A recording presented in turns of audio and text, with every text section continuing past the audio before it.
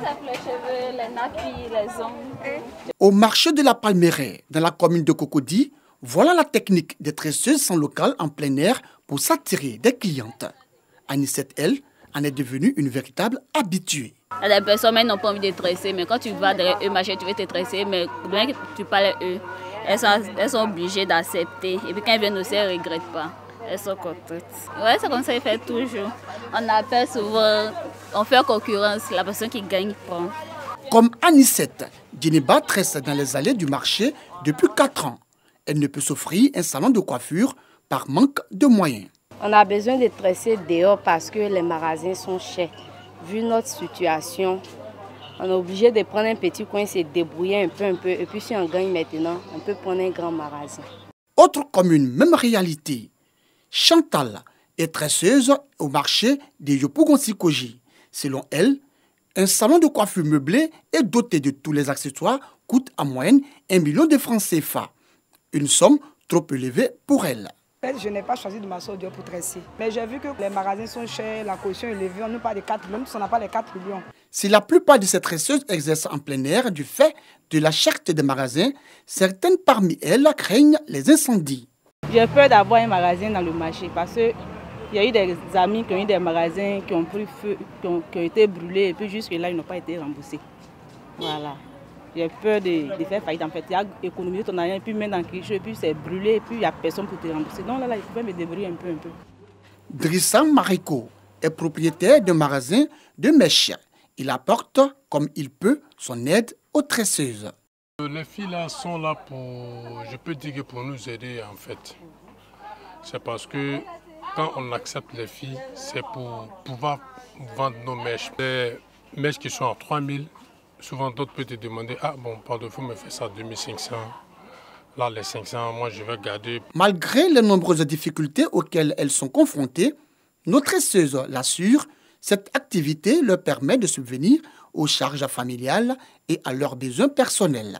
Souvent pendant les fêtes comme ça, quand vous êtes occupé, il y a le sac qui est déposé, il y a des clientes, quand elles viennent comme ça, quand elles voient que vous êtes occupé, elles peuvent soulever le téléphone ou bien le sac et puis elles s'en vont et puis on cherche, on ne voit plus. Pour ce que je suis, ça m'aide un peu à subvenir un peu à mes besoins et celles de ma fille. Actuellement, dans notre cas comme ça, il pleut.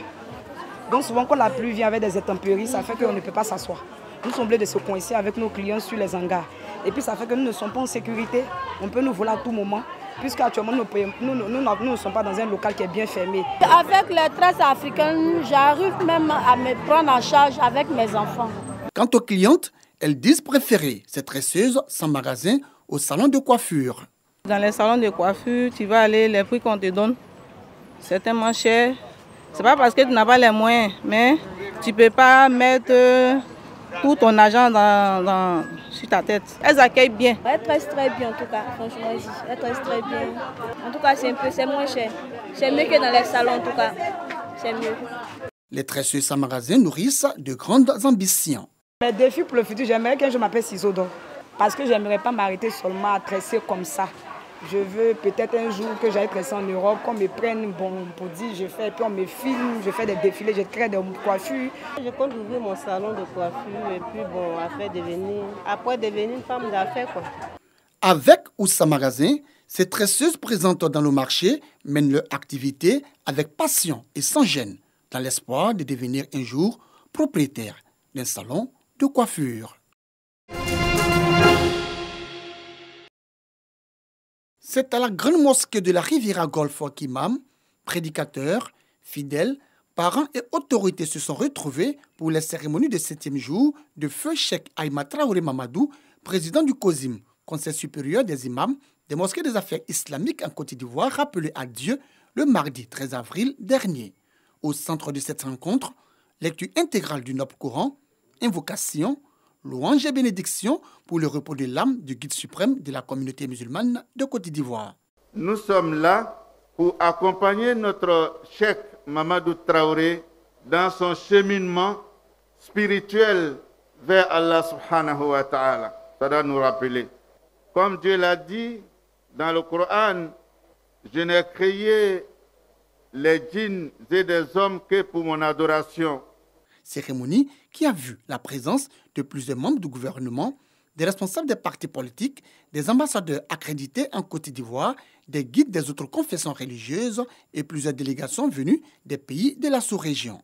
À cette cérémonie religieuse, le président de la République, Alassane Ouattara, était représenté par le ministre d'État, ministre de la Défense. Au nom du président de la République, bien entendu, nous demandons au Tout-Puissant de l'accueillir en son paradis céleste.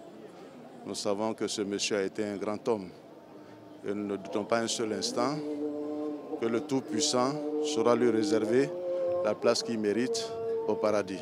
Le président de la République présente ses condoléances à la famille éplorée et tout son soutien à la communauté musulmane.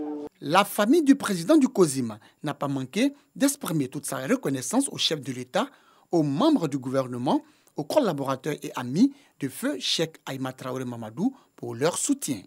Les jeunes frères et sœurs, son épouse, veuve Adja Fatmata, ses enfants, ses neveux et nièces, ses petits-enfants, tous très touchés par les nombreuses marques de compassion et de soutien qui leur ont été manifestées, ils expriment leur très profonde gratitude et infinie reconnaissance à son Excellence, Monsieur le Président de la République, Alassane Ouattara, qui a toujours qualifié le cheikh de frère et ami et qui lui a accordé une attention particulière jusqu'au moment où il a rendu son dernier souffle.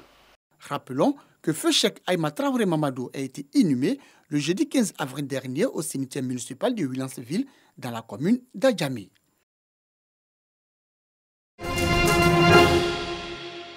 Le président tchadien Idriss Déby est mort ce mardi des suites de blessures au front alors qu'il commandait son armée dans des combats contre des rebelles dans le nord du pays durant le week-end. Une annonce faite par le porte-parole de l'armée à la télévision nationale. Des ministres et des officiers de haut rang avaient indiqué lundi que le chef de l'État s'était rendu samedi et dimanche sur le front opposant son armée à une colonne de rebelles qui avait lancé une offensive à partir de bases arrière en Libye le 11 avril, jour du scrutin présidentiel. Idriss Déby, qui dirigeait le Tchad d'une main de fer depuis 30 ans, avait été réélu pour un 6e mandat avec 79,32% de suffrages exprimés, selon les résultats publiés lundi. Âgé de 68 ans, l'homme s'était emparé du pouvoir en 1990 à l'issue d'un coup d'État. Idriss Déby, militaire de carrière, s'est promu au rang de maréchal en août dernier.